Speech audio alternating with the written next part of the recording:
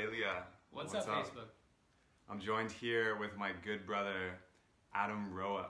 Just recently went on his podcast, The Deep Dive, and our conversation was so good and so elucidating that we wanted to continue it here on this channel. So welcome, please join and let us know where you're tuning in from. We're going to get into about 22 minutes of epic discussion. 22 minutes, those portal numbers. Yeah, we really got into a deep conversation on that podcast, and immediately we're like, we get to continue this fully. So this is the continuation. This is all about what is so present for both of us right now. It seems like on social media and in life, right? Masculinity, the divine feminine, both rising. Yes. We found ourselves talking about, the rising masculine, and so much came out of it because we realized it's very tied to the feminine energy. And the Me Too movement, the allegations coming to light, the collective shadow around sexual trauma, and also just war, like all the stuff happening in Syria, I think can traditionally be seen as like wounded masculine type energy. And then the backlash from the feminine has been so potent. And so I want to jump right in. Adam is an epic thinker, thought leader, and artist, and I really appreciate the way his mind works. And we actually had a mind-blowing moment. For me, it was mind-blowing when we were like, how do we channel the rage at being suppressed that the feminine often feels, and also in relationship. I know a lot of people are finding, seemingly, or a lot of people in my tribe are finding their powerful partners right now. And I know I'm one of them. And reconciling that in a relationship, because it's on a collective scale and in a relating scale, right? Right. And so what do we do with all this energy, and what's the healthy way to activate one another? Well, it's all a microcosm, right? Because everything's fractal, as within, so without, as above, so below. And so the way that the collective, what we're seeing, where the masculine and feminine are, this rise of the feminine that we're seeing with all the Me Too movement and so much else is so important, because what it's doing is it's bringing all this repressed emotion and it is bringing it to the surface. And in order to heal, we have to feel it. And so for women to be actually feeling that and actually expressing it, I think is really, really healthy. Right. And then the question becomes, okay, think about in our relationship. If I had an issue with you, it would be really valuable for me to say, hey, I have an issue, I'm really pissed off, and I want you to hear what I have to say about this. And if we were just walking down the street, or we at the farmer's market, and I just saw you and I started yelling at you, really pissed off, I don't know that you would receive me in the same way as if I said, hey, I have something that I want to discuss with you. Right. And so I think that with the collective, looking at how we work as individuals, it's really important right now for men to step into a space of thinking about how they can create a safe environment for women to express, and for women to think about what is the safe environment for me to express fully and be seen and heard in my emotional experience without feeling repressed, which is the thing that has led to a lot of the issues that we're seeing. Totally. That's so well said. Anyone tuning in, if this is resonating with you, type a heart. Let us know where you're tuning in from, and drop a question. We're actually going to do Q&A at the end here. Yeah, pull that closer. I can't see those. Totally. Yeah, we're going to get a little closer. We got Shiva here behind us, a representation of divine masculine from the brothers in India. But what you just said was profound. There's a couple things. One, a quality of the masculine principle for me is all about that space holding. So holding the container, which can be communication, which is very powerful, or it can be an actual physical space. So I know for a lot of men in the traditional model, right, it's the homemaker. And so they provide for the tribe, their family unit usually. And I think the quality of our communication, especially between the king and queen, the lovers, the man and woman, the masculine and feminine energy, no matter what bodies they find themselves in, is the crux of this issue, or this energy we all feel. It's how can women be received with these strong feelings? The feminine is so powerful in their intuitive feeling sense. Their emotional energy can be so strong. And then on the masculine side, it's does our armor come up when we feel that strong emotion, that kind of storm of energy, and we don't know how to deal with it? Or, do we try to this is kind of a hot topic. I know Jordan, my homie, and his girl Alexa are talking about a lot, is this narcissism and gaslighting. Which, those of you who don't know, gaslighting is like, you know, you go to your partner, if you're a woman, and you're like, hey, you left the dishes out, like, it didn't make me feel good. And he's like, what are you talking about? You left those out. And she starts to believe it and thinks she's crazy. This is a very, like, almost on the highest level, a sociopathic tendency. Manipulation, yeah. Totally. And this stuff is like a hot topic right now, because a lot of women either realize that it was happening and they didn't know, or they're maybe projecting a bit because of the grievances they felt. And so I want to zoom in on this, like the communication and how to actually make the message land in a nonviolent, productive way. Well, I think that ties into, we got a question from, I think it's Earl, was wondering, he said, do you think that this masculine feminine thing is going too far? What is the actual question? Don't you guys think this masculine feminine thing is going too far? Where's the power in humanity? I'm talking about that. So what I feel, and again, this is all just my opinion and your opinion, right? But what I personally feel is it's not for men to say when it's gone too far, because we're actually, what we're talking about is that women have felt repressed and haven't felt like they've had a voice, and they haven't had a safe space to feel and let this emotion out. And so I don't know how much of it's there. You know what I mean? Like, it's not for me to tell someone who's been abused, hey, this has gone too far, no more feeling hurt. Like, if they're still feeling that, then it's important for us as men, in my opinion, to hold the space for that emotion to come out. Where I think that it is starting to go too far is I don't want the feelings, the anger and the resentment and the, like, this rising Kali Shakti power energy that's coming up to take on any of the wounded feminine. Because there's a way for that to be empowering, and then there's a way for it to still carry the energy of the wounded, repressed feminine. Yes. And how do you express the anger of the repressed, wounded feminine? How do you express that anger without creating more of it?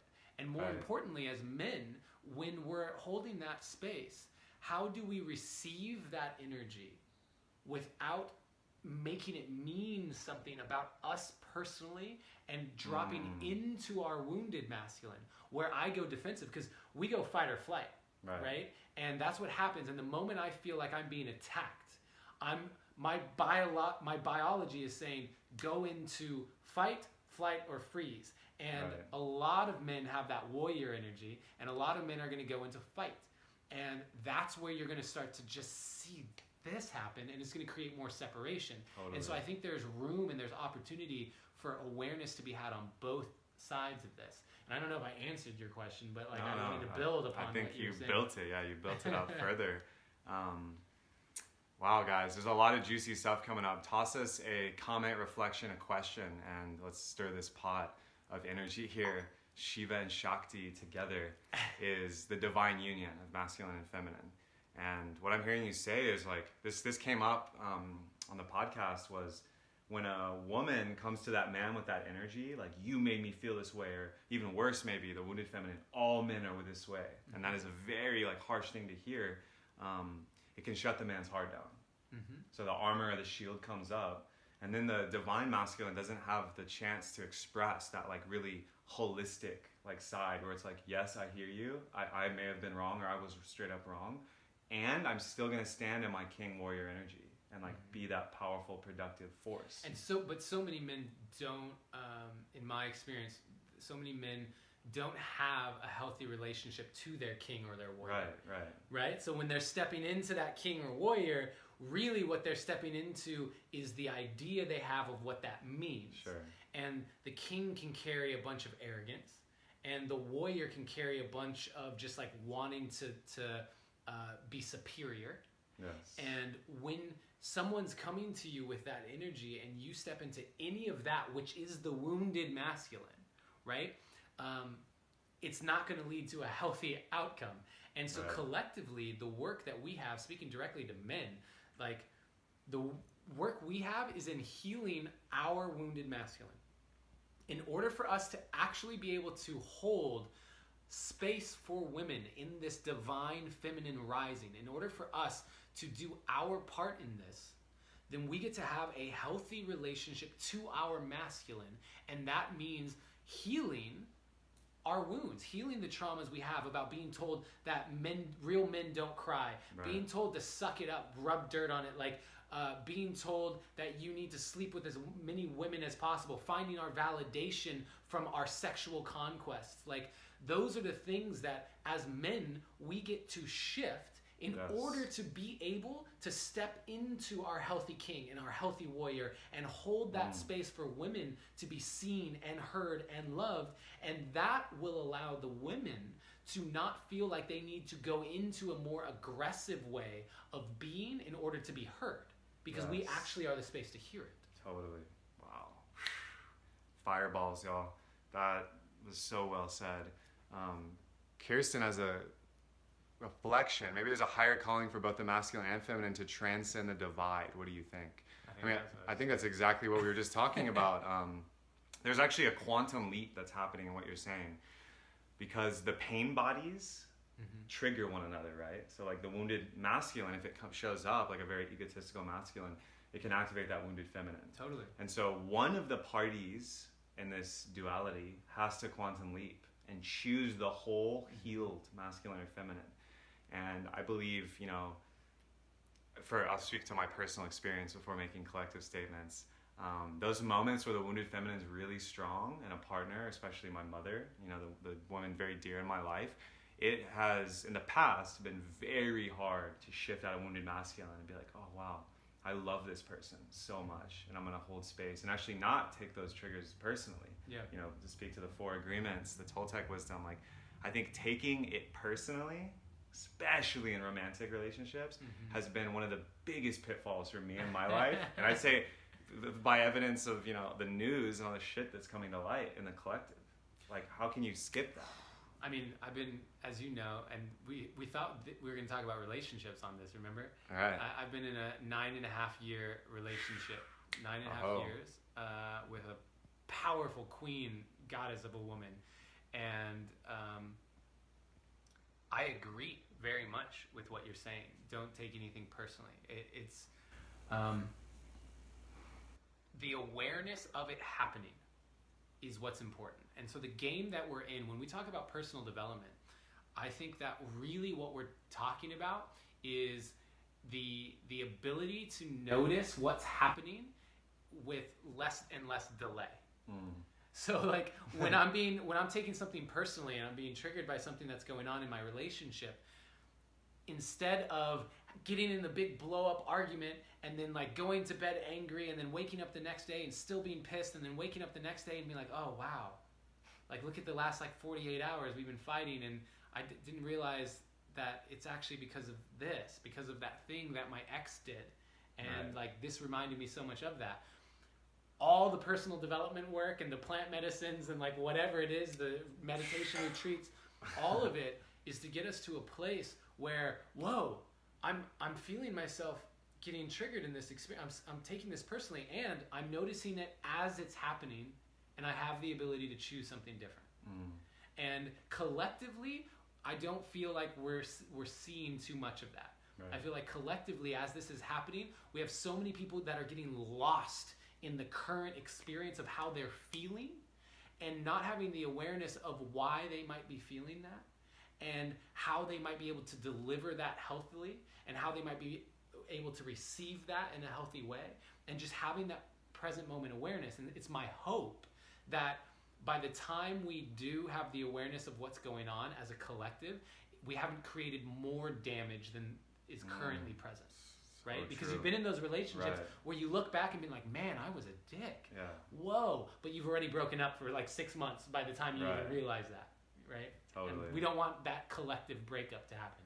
Yeah. This is a huge shift into the new paradigm. And that's why you see these words divine and awaken, which may be buzzwords, but it's not creating more trauma. It's really going to the root of it, which is, you know, Don Miguel Ruiz says so beautifully, everyone's in their own dream. And everyone's perspective is their own. So to take something personally, like, oh, she said that or he said that, and they really wanted to hurt me is actually a false view of reality. In almost 99% of cases. I mean, I'm sure you could think of one that's maybe more dialed in to like it was personal, but this is like, man, that's a quantum leap. And part of that, to speak about the actual how-to, right? Because Sure. you're talking about, well, Practice. don't take anything personally. It's like, oh, great, well, how? And part of that is healing your relationship to your own perceived flaws, your own perceived weaknesses. Because a lot of times what happens is when someone calls you out on something, if you really have a strong emotional experience to that, if you get really triggered by that, it's because there's a part of you that hasn't healed that relationship to it within yourself. And so when you hear that reflection, you're like, oh, there's a part of me that actually thinks that's true, or there's a part of me that's still really insecure about this, or whatever it is, and that leads to that emotional experience. And so again, by healing our relationship internally with ourselves, then when someone says something to us, we can go, oh, actually, no, like I've done a lot of work around that. I feel really, really good. I'm happy to have a conversation around your experience of that, but I'm not taking that on. Totally. But if I feel like I have a bunch of arrogance that I need to work on still, and that's like a big thing for me, when someone calls me arrogant, like, you mother effer. Right. You know what I mean? How dare you? How dare you? You don't even know me. I gotta go into that wounded masculine to overcompensate.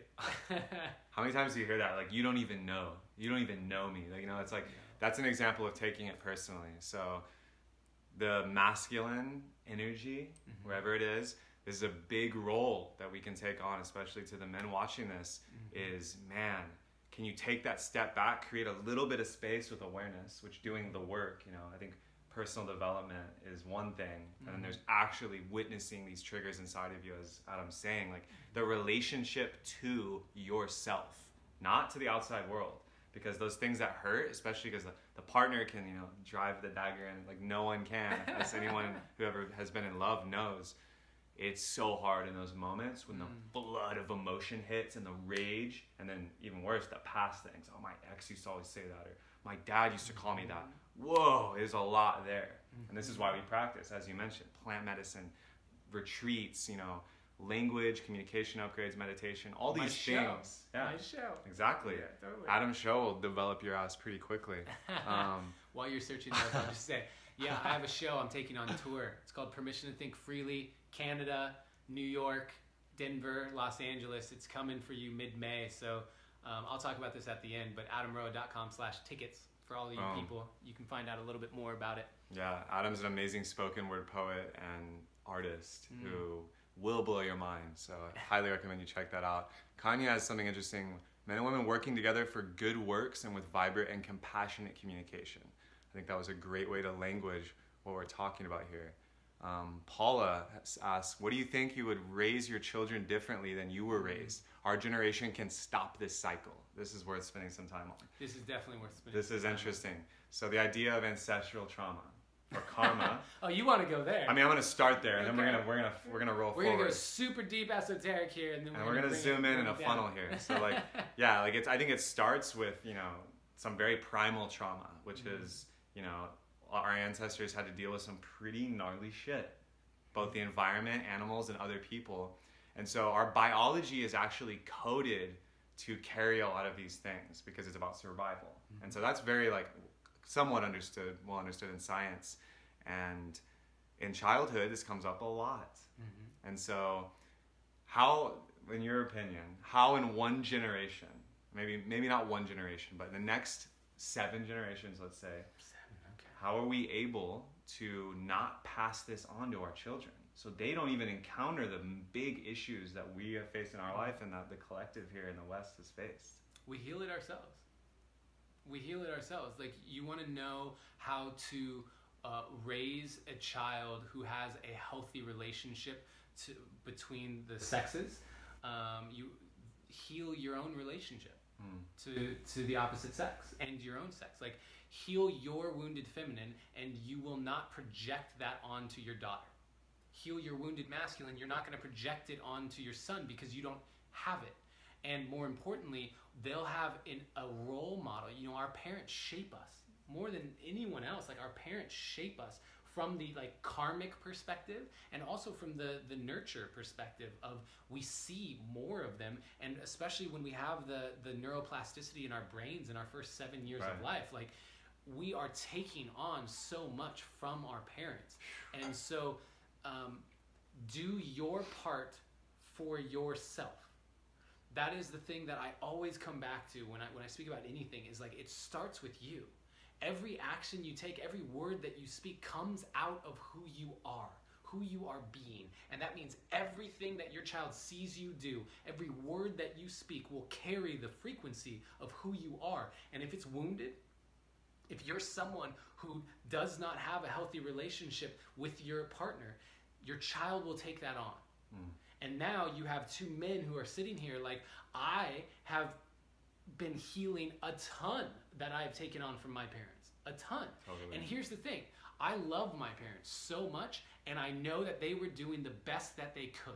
And in many ways, I feel like as parents, our role will be to screw up our kids in the best way possible so that they can go on their life path. And like no matter what we do, in some way we will give them the exact wounding that they need for their development. And it starts with us.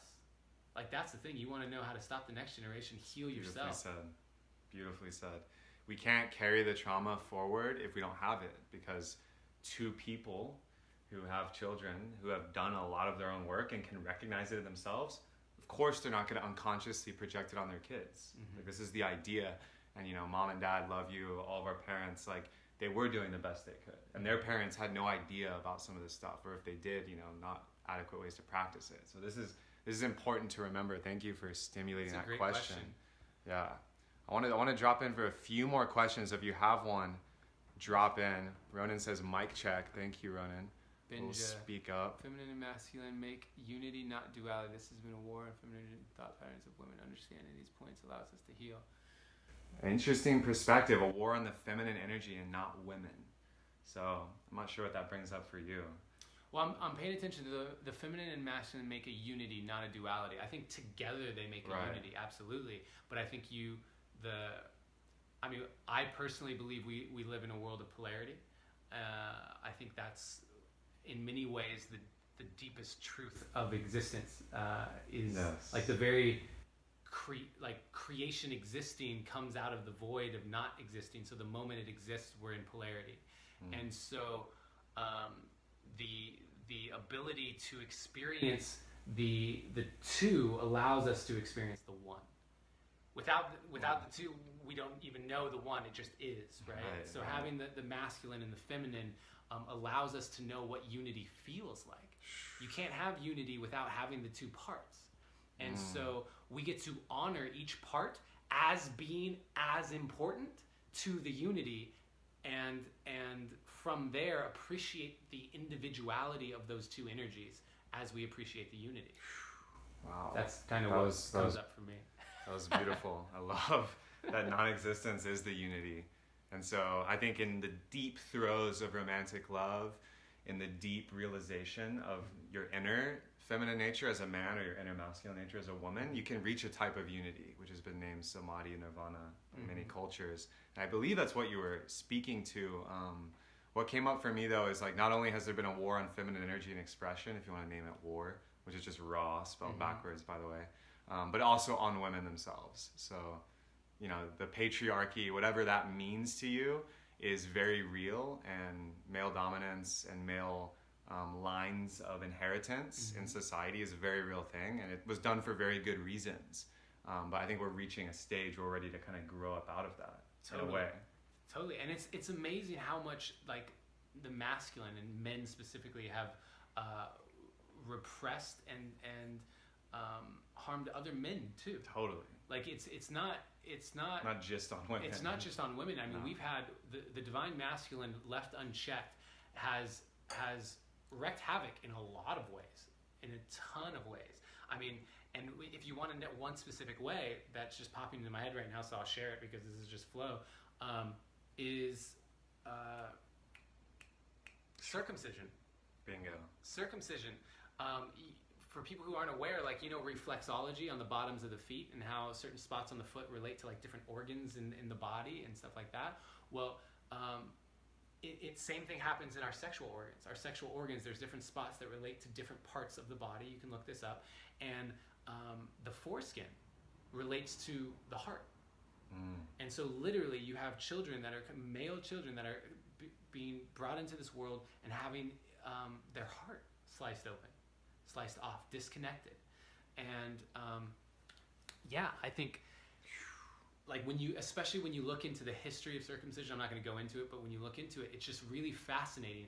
And you start to question, like, what are the ways in which we are being controlled?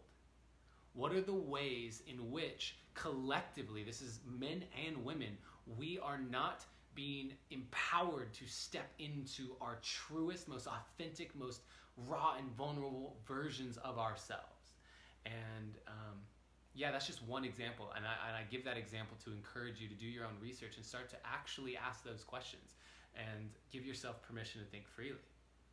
Beautiful. That is a huge topic that I think a whole video could be done on. If I was an alien and I came to Earth and I was just looking, it's like, oh wow, they're bringing these babies to the world in a hospital. It's like, what are they going to do to them? Oh God, what's the first thing they do is they mutilate their genitals. There's no universe from a pure logical perspective where that makes any sense. And I don't actually buy the medical story. Even as a little kid, I didn't buy it. And so it's worth spending a little moment on this and throwing that out, especially to the men out there and the parents, doing your own research, becoming informed about circumcision. And also, I mean, there's female genital mutilation as well. It's called female genital mutilation. And most people I speak to are like, that's awful. Right, like, right. When that's done. And it's done all the time to men. It's done all the time, and no one, they call it circumcision. So like everyone's like, oh cool, that sounds scientific, that sounds like medical. Right. Awesome. If they called it male genital mutilation, we might have people in the streets. It might be a different thing. Yeah, we might. And again, I'm not telling you what to do. I'm just simply telling you that there's other information here that you may not have known about. Totally. And this is a good place to kind of pause. I'm going to scan for more questions. If you have one, tune in right now. Let us know what you're thinking and feeling right now. This is a big topic for the collective, and it's an honor to riff with you about it. Yeah, I'm enjoying this, man. The kind of last thought there before I look here is, this is very much affecting men and women. This is not men versus women. It's a masculine expression that has existed for thousands of years that, like you said, has both done a lot of good, but also done a lot of harm to masculine and feminine archetypes. So this is really a collective path we are on, is bringing these things to light and to awareness, which is why we do the work and why we do all this developing ourselves, so we can come to it without the wounding and the triggers and find that middle place, find that field Rumi was talking about, beyond right and wrong, where we can rest together and truly come to meet, maybe for the first time. Yeah. And to speak about Ryan's on here. What's up? Ryan Fontana. Yep. He's coming on tour. Did you know that? He is. Yeah, I heard. I'm letting people know. Ryan Fontana. He is coming on tour with me. Permission to think freely. Can someone type this in for me, please? www.adamroa.com/tickets. I'd really appreciate that if you could just leave that in the comments. Fontana, we're looking at you, bro. Yeah, Freaking Fontana, love you. You can do that. We got a last question here. Keep going. I just want to say that as men, for me, one of the, if you were to say, what does it mean to be a man? One of the biggest things for me is taking ownership of my role in creating what we're currently experiencing. Like manning up in that way and saying, yes, I've contributed. I have, especially when I was younger, the laughing with friends about the attractiveness of a woman, and making it about, did you hook up? Did you that sort of, I've done that. I did that when I was younger. I contributed to certain things, and I take ownership of that. And from the place of ownership, I can say I'm committed to something else. But right now, for all the men listening, if you're in a space of, I'm no, that's not me. That's not me. It's going to be hard to choose something different. Right. Like, we get to take ownership of how we have Yes. contributed and how we have failed to show up in the way that we actually want to. And that's going to open the door for us to truly step in to our King. Yes. Wow. I feel like on that note, we just dropped a bomb. I feel like this question could open a wormhole. I want to honor you, Cassie, and I'll answer that one in the comments. So epic. Fontana's got you on the link. Thank you, Ryan. You heard it here, folks. Like, the radical ownership and responsibility is where it's at. Because then you can come from an empowered place where you're not forced to act. It's not your fault. Shame and guilt, which are very low vibrational frequencies that can block a lot of growth, get deactivated. We can stay in gratitude, and we can stay in that open mind and compassion when we're approaching ourselves most of all for all the things that we're judging about ourselves, that our fathers and their fathers and our mothers and their mothers and society really had carried. And we can come to the other, which is what this is all about. Like you said, polarity. The masculine and feminine coming together in a free but also grounded way where there's possibility, but we're still on the earth. We can actually come to meet. So Adam, thank you so much, brother. You've mentioned your tour. Is there anything else, other places we can find you on the interwebs? Yeah, I mean, I'll leave some comments in here, and you can find me on Facebook. You can find me on Instagram, adam.roa. And then adamroa.com is the hub for everything. You can find my podcast, The Deep Dive, through there and on SoundCloud. And yeah, May, we are coming to Canada, Calgary, Vancouver, Montreal, Ottawa, Toronto, New York, Denver, and Los Angeles. So if you're in any of those cities or nearby, we would love to have you at the show. It's called Permission to Think Freely, and it is literally, I'm going to teach you how we are manifesting our reality and how we can shift into a more loving future. And drop a bunch of spoken word poetry. Oh yeah, and lots of lyrical bombs as well. Yeah, thanks for having me on, man. Again, we could have gone for like 2 hours. Oh, I feel like, yeah, this is an ongoing thing. So much fun, brother. Love your mind, love your heart. Thank you guys so much. Last plug, this weekend, east of San Diego, North County Local Festival, Desert Rising. Oh, yeah. Adam will be there leading a workshop as well. I'm going to be leading a masculine and feminine healing workshop, actually, that I've designed specifically after we had our podcast interview. Yeah, and if you want to hear more of him, go to the Deep Dive podcast and listen to our interview because he drops. It's a juicy one. Yeah, it's a good one. All right. We're signing off. You have a beautiful night, beautiful week. Be good, party people. Be good. Big love from San Diego.